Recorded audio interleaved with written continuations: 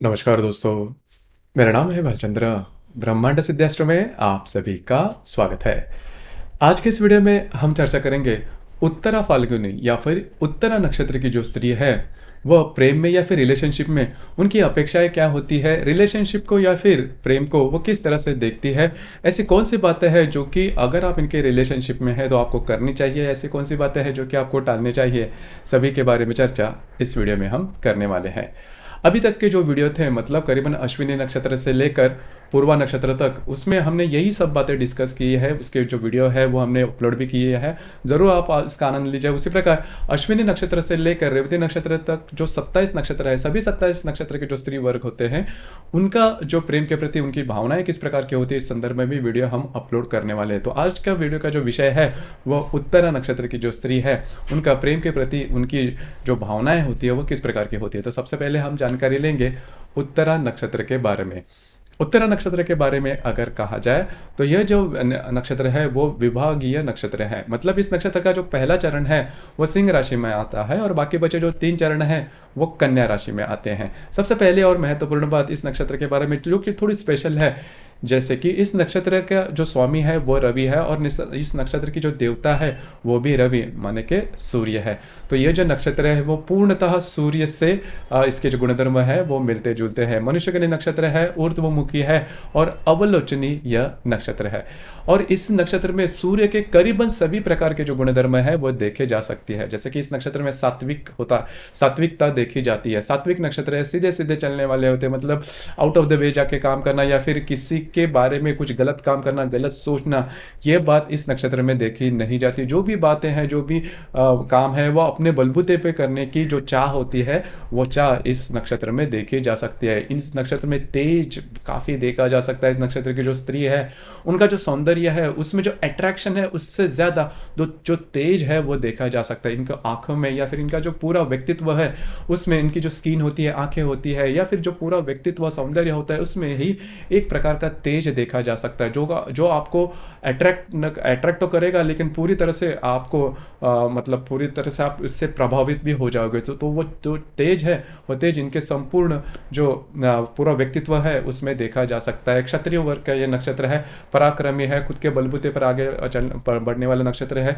यह नक्षत्र किसी से भी मदद नहीं मांगता या फिर किसी ने अगर मदद की तो भी वो नहीं लेती।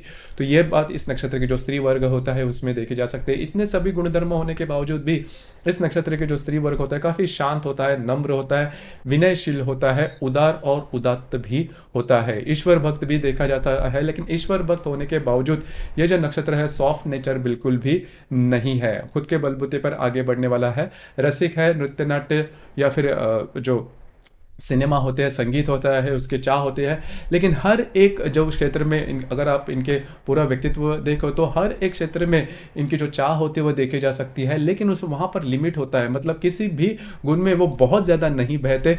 कोई भी गुण हो, किसी भी इसमें अगर उनकी चाह हो तो उसमें काफ़ी आगे जाने की इनकी जो बात है वो देखी जा सकती है। एक स्टेटस लेके चलने वाले ये नक्षत्र है। विद्या होते इनकी ग्रास्पिंग होती है वो भी काफ़ी अच्छी होती है। स्कूल कॉलेजेस के जो एजुकेशन है उसमें काफ़ी आगे बढ़ सकते हैं या फिर उसके जो पोस्ट ग्रेजुएशन होता है या फिर स्किल सेट का जो भी क्षेत्र होता है, क्योंकि आजकल के ज़माने में स्किल सेट काफ़ी महत्वपूर्ण होता है। सिर्फ और सिर्फ स्कूल और कॉलेजेस की डिग्री ज़्यादा महत्वपूर्ण नहीं होती। जो स्किल है वो स्किल इस नक्षत्र के जो स्त्री वर्ग होता है या फिर पुरुष वर्ग होता है दोनों में देखा जा सकता है। देखिए इस नक्षत्र में ये भी बात बहुत इंपॉर्टेंट है कि इस नक्षत्र के जो स्त्री वर्ग होता है या फिर इस नक्षत्र का जो पुरुष वर्ग होता है, दोनों के लिए जो नक्षत्र है वो काफ़ी महत्वपूर्ण है और शुभ फलदायी भी माना जाता है।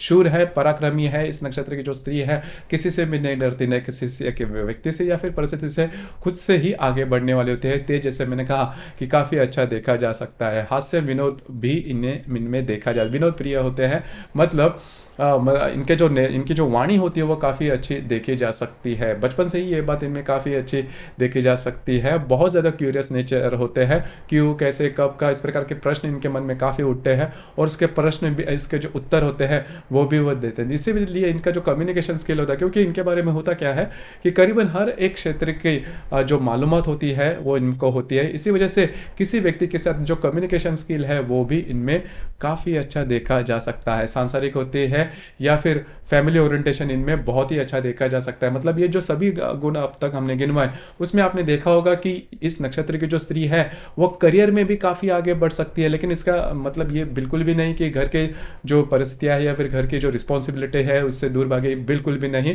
काफ़ी ज़्यादा सुशील देखे जा सकते हैं, सांसारिक होती है और प्रैक्टिकल भी होती है। मतलब रहन सहन या फिर इनकी जो दृष्टि है वो इतनी हाई लेवल या फिर हाई चॉइस के होने के बावजूद, हाई प्रोफाइल हाई स्टेटस के होने के बावजूद भी इनमें प्रैक्टिकल नेचर देखा जा सकता है। मतलब पैसे कहाँ पर खर्च करने हैं, कैसे खर्च करने हैं, किस तरह से बचाने हैं, किस तरह से अर्न करने हैं, किस तरह से इन्वेस्ट करने हैं, इसके बारे में इनकी जो मालूमात होती है वो काफ़ी अच्छी देखी जा सकती है। उसी प्रकार जो करियर के लिए सबसे महत्वपूर्ण बात होती है कि हार्ड वर्किंग नेचर, गोल ओरिएंटेशन, एम्बिशियस नेचर और कमिटमेंट वाली बात, ये जो सभी बातें, ये जो सभी गुण हैं वो सभी गुण इस नक्षत्र की जो स्त्री होती है उनमें बहुत ही अच्छे देखे जा सकते हैं। तो खास करके अगर इस नक्षत्र के बारे में कहा जाए तो करियर के मामले में इस नक्षत्र की जो स्त्री है वो बहुत ही आगे बढ़ सकती है, और घर के जो मामलात है उसमें भी इस नक्षत्र की जो स्त्री काफ़ी अच्छे आगे बढ़ सकती है। इनका जो रहन सहन होता है वो भी काफ़ी नीट एंड क्लीन होता है।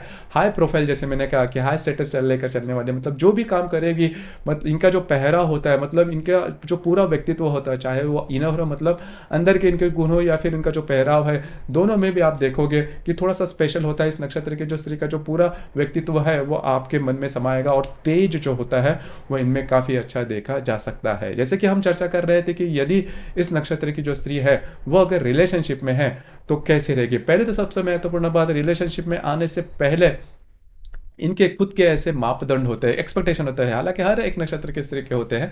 तो यहाँ पर ऐसा नहीं है सिर्फ और सिर्फ प्रेम में या फिर प्रेम भावना में आके सामने वाले व्यक्ति के किसी एक क्वालिटीज़ पे जाके इस नक्षत्र की जो स्त्री है वो हाँ कर देगी, ऐसा बिल्कुल भी नहीं। मतलब आपने अभी तक देखा होगा कि इस नक्षत्र की जो स्त्री है इनमें कई ऐसे क्वालिटीज़ है जो कि काफ़ी अच्छे देखे जा सकते हैं। घर के अंदर, घर के बाहर भी इनका जो व्यक्तित्व होता है वो काफ़ी तेजस्वी होता है। तो उसी प्रकार की जो बातें हैं वो नॉर्मली इनके रिलेशनशिप में आने वाले व्यक्ति से इस नक्षत्र की जो स्त्री है वो एक्सपेक्ट करेगी या फिर करती है। तो जो कि महत्वपूर्ण बात है, हमेशा ये चाहेगी कि उनसे भी इनके रिलेशनशिप में जो व्यक्ति है वो आगे रहे करीबन हर क्षेत्र में, और इनकी जो इनकम है, फाइनेंशियल स्टेटस, सोशल स्टेटस या फिर बाकी जो भी विचार है उसमें भी उनके रिलेशनशिप में आने वाला जो व्यक्ति है वो काफ़ी अच्छा रहे। अगर ऐसी कोई बात होती है, अगर ऐसी इतनी क्वालिटीज़ अगर किसी व्यक्ति में है तो ही इस नक्षत्र की जो स्त्री है वो रिलेशनशिप में आ सकती है। दूसरी ज़्यादा महत्वपूर्ण बात, जब आप इनके रिलेशनशिप में आते हो तो आपका जो रहन सहन है वो भी काफ़ी अच्छा होना चाहिए।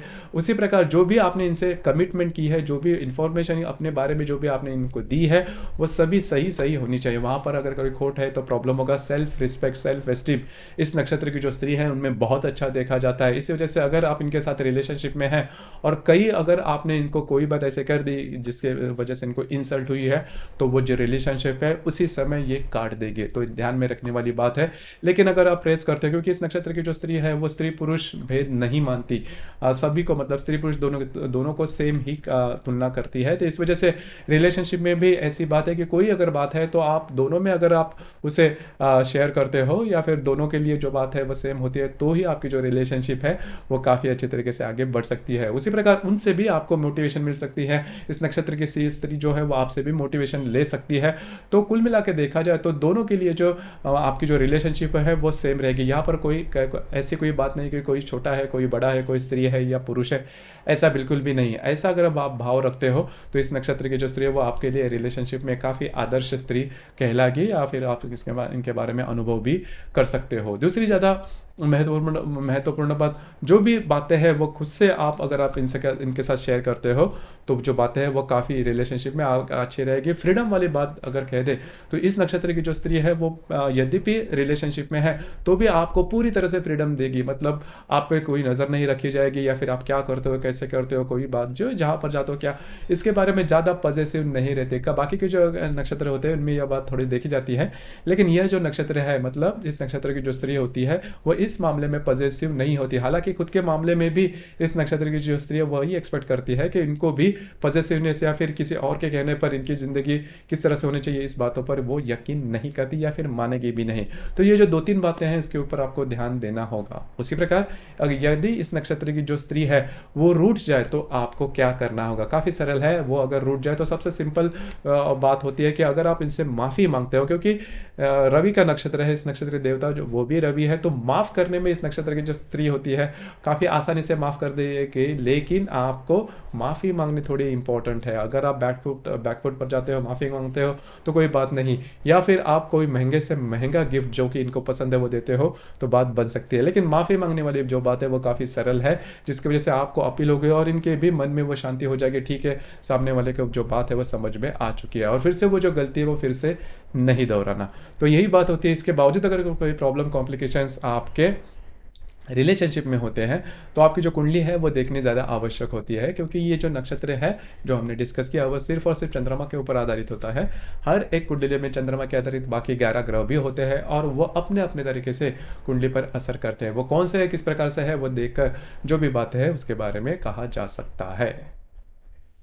तो दोस्तों ये था उत्तरा नक्षत्र की जो स्त्री है वो प्रेम में या फिर रिलेशनशिप में किस प्रकार से बिहेव कर सकती है, इसके बारे में चर्चा। आपके इसके संदर्भ में विचार क्या है, आपके अनुभव क्या है, नीचे कमेंट बॉक्स में ज़रूर कमेंट करना। और अपना जो चैनल है ब्रह्मांड सिद्धि एस्ट्रो, इसे भी लाइक शेयर और सब्सक्राइब ज़रूर करना। धन्यवाद।